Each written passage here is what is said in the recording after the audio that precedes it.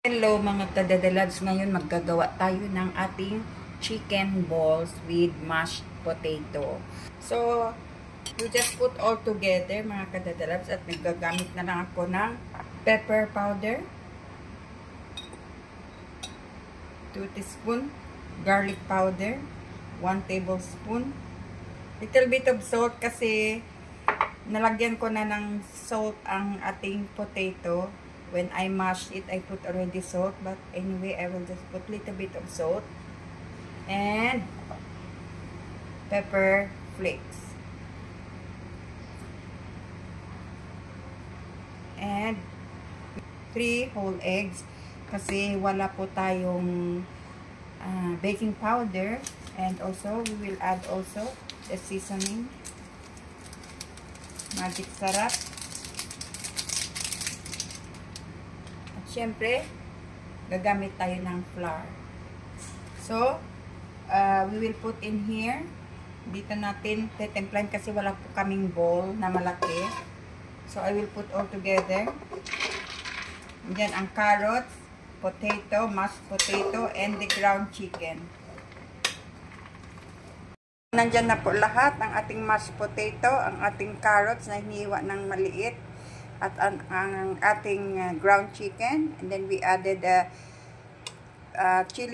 chili flakes, garlic powder, pepper powder, at saka little bit of salt, and i-add na natin ang ating egg, 3 egg. So ayan po, and we will mix it.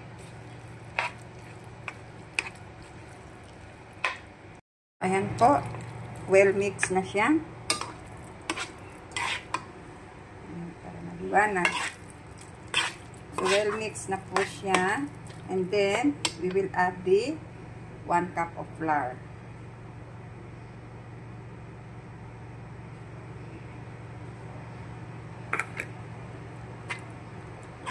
Kailangan din po natin lagyan ng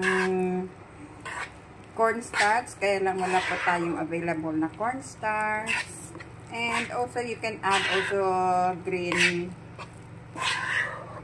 what is this, green onion para pang pakulay.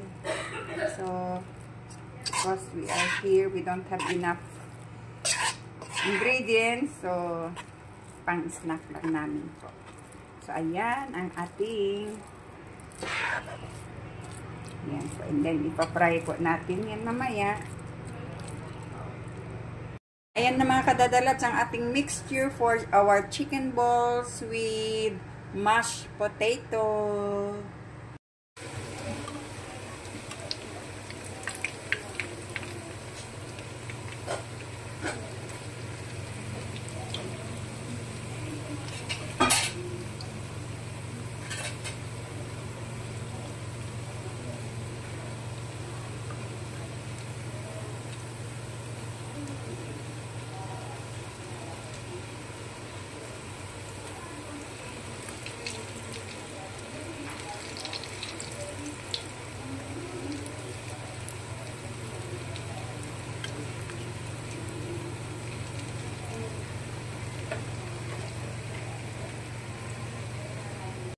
So, ayun yung mga kadadalabs ang ating chicken balls with mashed potato.